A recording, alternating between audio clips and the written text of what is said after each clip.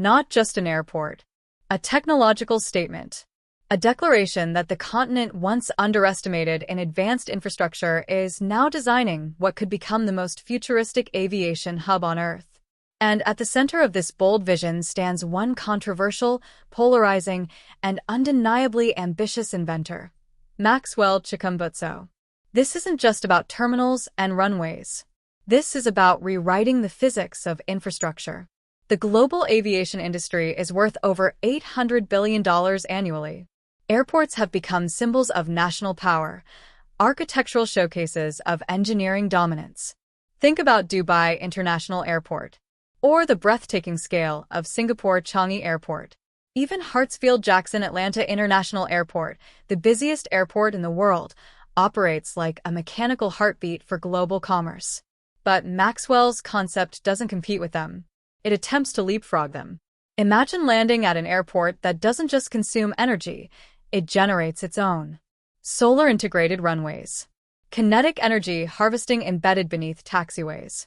Smart glass terminals that regulate internal temperature without traditional HVAC loads. Autonomous ground systems communicating through AI-driven traffic orchestration. No diesel fumes.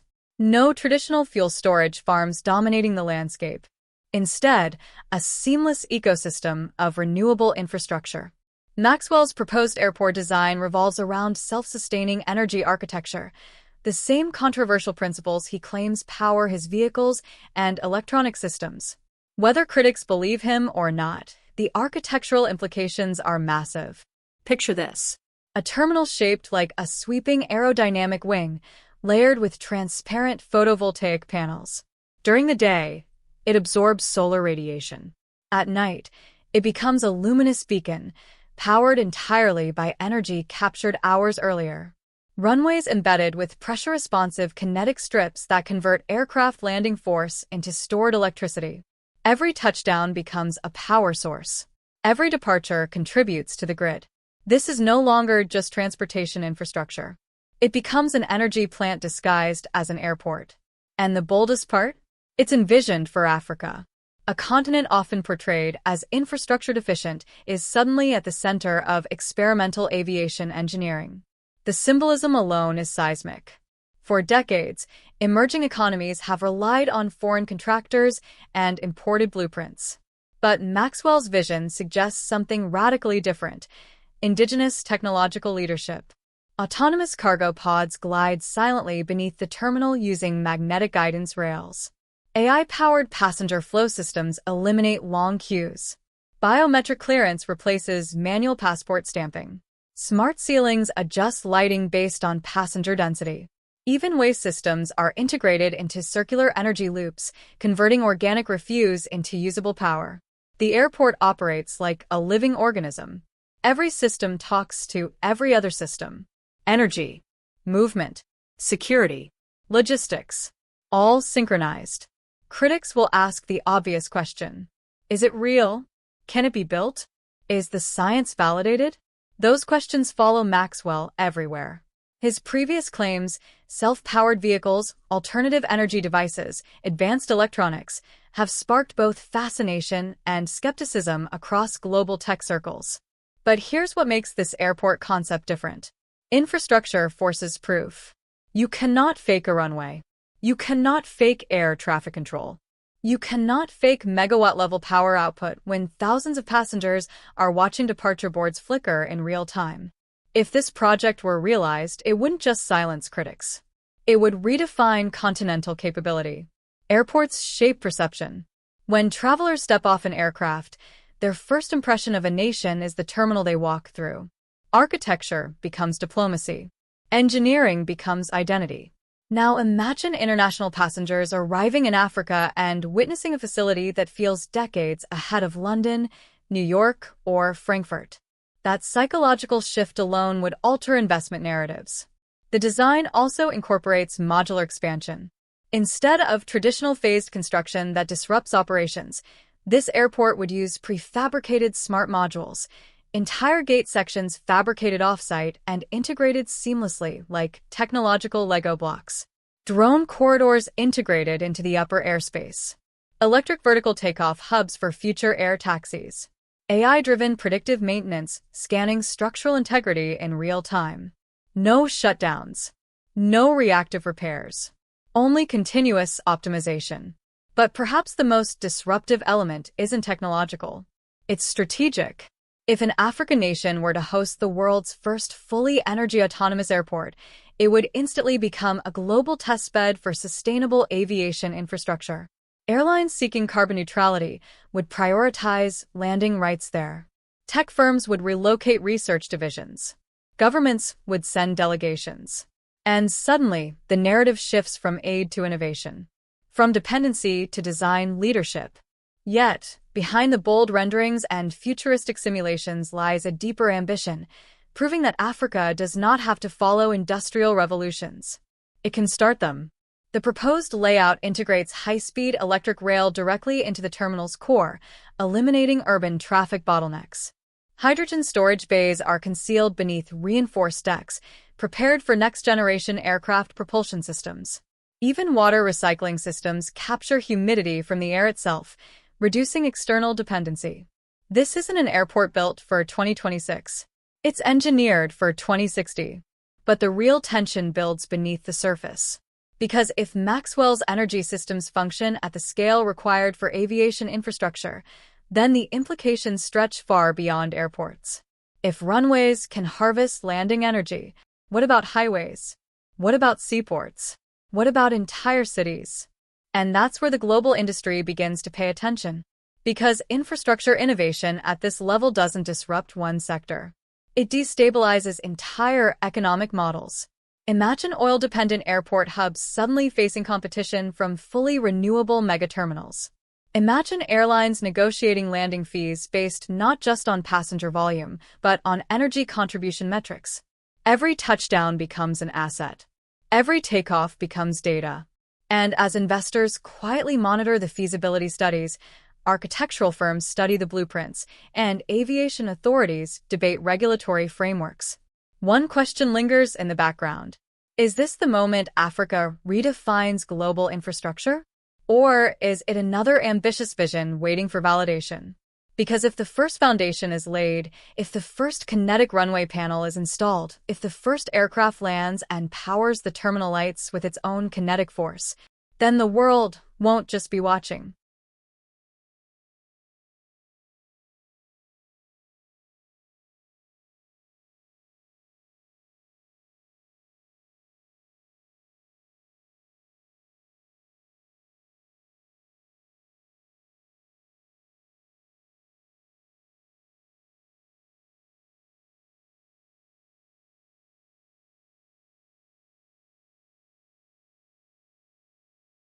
The first successful landing wouldn't just validate an airport.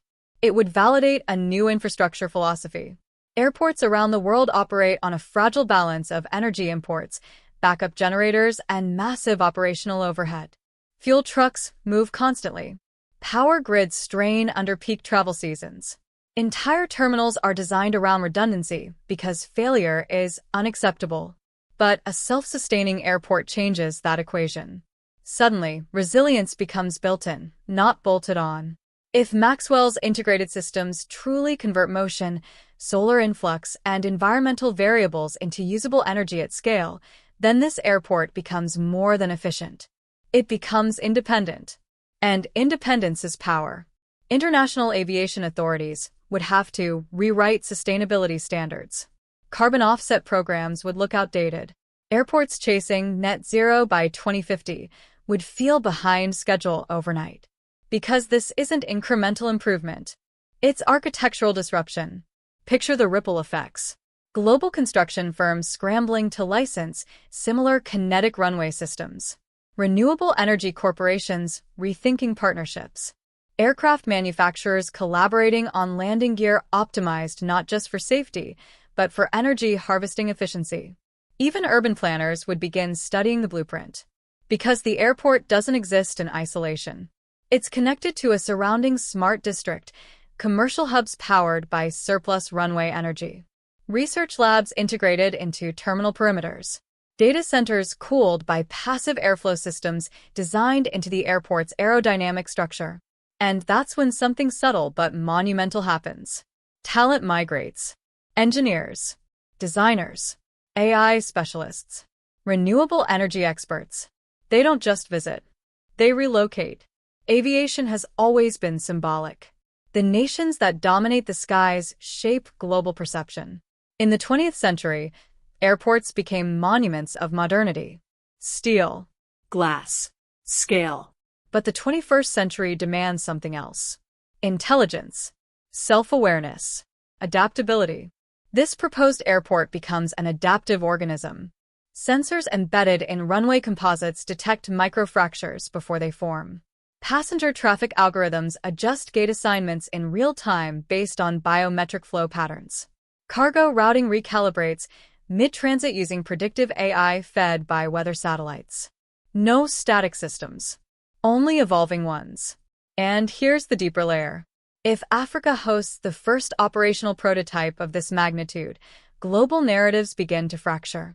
Investment funds that once overlooked the continent begin recalculating risk assessments. Infrastructure financing models pivot.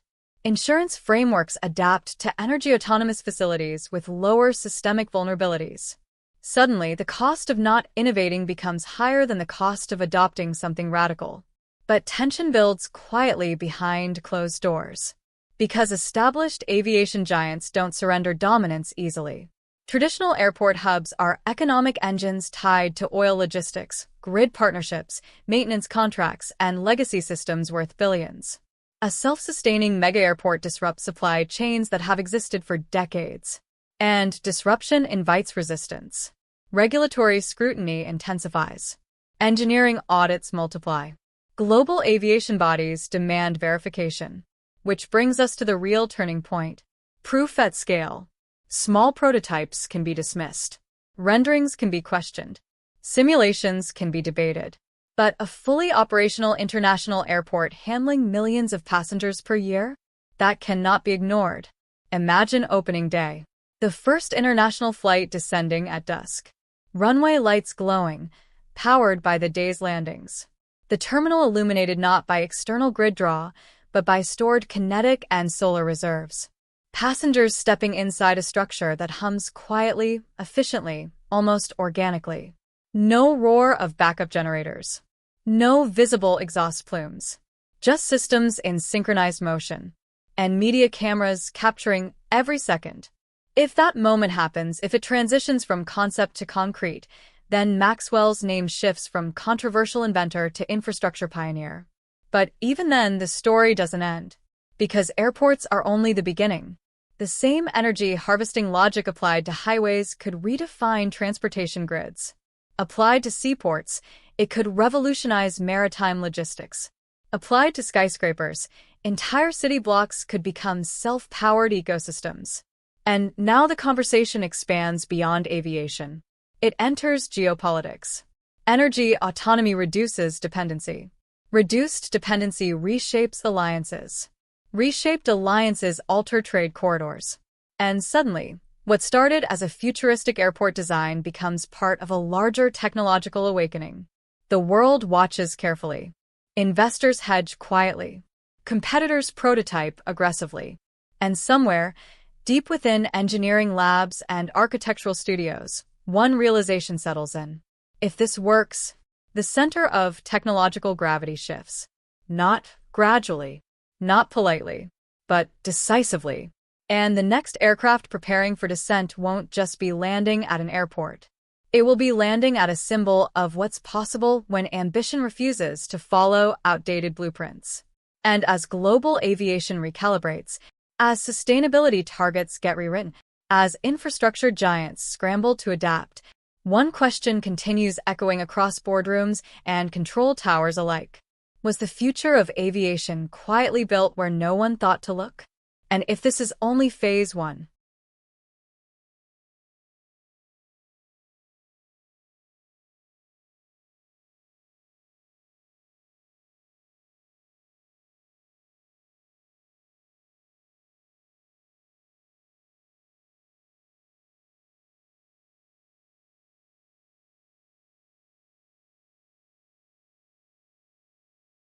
it transforms the ecosystem around it.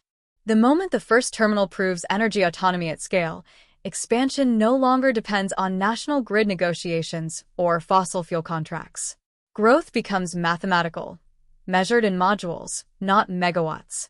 New concourses slide into place like extensions of a living spine.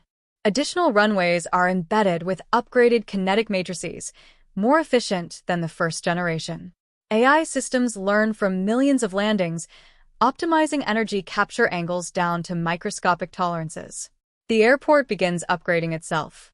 And this is where global observers start to feel something unfamiliar. Acceleration. Most infrastructure ages. This one evolves. Passenger analytics refine architectural flow. If one gate cluster consistently bottlenecks at certain hours, the system reroutes traffic before congestion even forms. Smart flooring lights guide travelers instinctively, eliminating the need for loudspeaker chaos. Cargo drones launch from rooftop platforms, synchronizing with ground robotics below. Electric freight trains glide directly beneath the terminal, transporting goods inland without diesel engines ever igniting. And then comes the breakthrough no one predicted. Energy surplus. Not balance. Surplus. Landing energy exceeds operational demand during peak hours. Solar facades outperform projections during seasonal shifts. Wind channels integrated into the terminal's aerodynamic curvature generate microturbine output during crosswinds. The airport begins exporting power back into the surrounding smart district. What was designed as self-sufficient becomes net positive. That changes everything. Because once infrastructure generates profit through energy rather than consuming it, funding models invert. Investors don't just finance construction, they finance revenue-producing architecture. Airports become assets in a new category entirely. Energy-generating transportation nodes. And with that shift, international alliances start to reposition. Airlines seeking to cut operational carbon costs negotiate preferential landing slots. Manufacturers test next-generation electric aircraft on its runways. Research institutions partner on propulsion experiments designed specifically around kinetic harvesting systems. The airport evolves into a laboratory, a working demonstration of what cities could become. Meanwhile, skeptics who once dismissed the vision begin requesting private tours. Engineering delegations walk the runways, studying embedded panels. Energy analysts examine live dashboards tracking real-time generation. Architects scan structural composites designed for both strength and conductivity. The conversation shifts from, "Is this possible?" to, "How do we replicate it?" And replication is where the real tension begins. Because intellectual ownership of transformative infrastructure carries geopolitical weight. If Maxwell's design principles are patented, licensed, or strategically guarded, then access becomes leverage. If open-sourced, the revolution spreads faster than regulators can adapt. Either path reshapes influence. But beneath the technology lies a deeper narrative shift. For decades, major infrastructure breakthroughs have been associated with predictable regions: Silicon Valley, East Asia, Western Europe. Now imagine academic textbooks referencing a new era of sustainable aviation infrastructure originating from Africa. Students studying case models not of borrowed designs, but of indigenous innovation. That psychological reversal alone alters global ambition. Young engineers across the continent no longer dream of leaving. They dream of building. And as Phase 2 matures, something even more radical enters the blueprint. Vertical integration of urban life. Residential smart towers rise adjacent to the airport district, powered by its surplus energy grid. Autonomous electric buses connect rural regions directly to the hub without carbon emissions. High-speed rail arteries extend like veins into neighboring countries, turning the airport into a continental gateway rather than a national one. Borders begin to feel closer. Trade corridors accelerate. Tourism transforms. The airport stops being a destination. It becomes a nucleus. And with each successful year of operation, resistance weakens. Insurance premiums drop due to predictive maintenance algorithms. Operational costs decline due to minimal fuel dependency.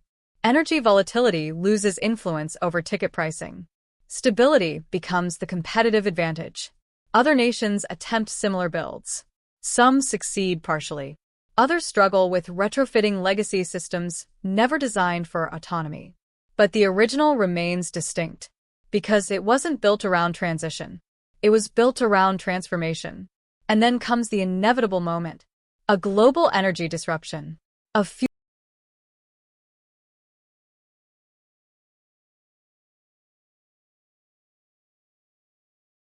It emerges quietly in data. At first, analysts notice unusual patterns. Energy exports from the airport district are not only stable, they're scaling. Seasonal fluctuations barely affect output. Predictive AI begins forecasting energy production weeks in advance with near-perfect accuracy. This isn't just infrastructure anymore. It's becoming an algorithmic continent. The airport's central operating system, originally designed to coordinate passenger flow, runway efficiency, and energy distribution, starts integrating with regional transit networks. Highways fitted with embedded kinetic strips begin feeding surplus momentum into the same grid. Electric freight corridors synchronize departure schedules based on optimal energy capture windows. Transportation is no longer a consumer of power. It becomes a producer of it. And this is where the shift becomes undeniable. Because once movement itself generates energy, the economic model of mobility transforms. Think about it. Every truck breaking into a logistics hub. Every train slowing into a platform. Every aircraft descending from cruising altitude. Each motion event becomes a micro-transaction of electricity. Multiply that across millions of movements per day, and you're no longer discussing sustainability. You're discussing abundance. Global think tanks begin publishing white papers referencing the autonomous infrastructure model. Aviation summits invite engineers from the project to present live dashboards. Energy economists debate how traditional utilities will adapt to a world where transport nodes double as distributed power plants. And somewhere in the background, competitors accelerate their own prototypes. But replication proves difficult. Because the true innovation was never just the runway panels or solar glass. It was integration. Every system was designed from the beginning to communicate energy flows, passenger density, climate variables, structural stress loads.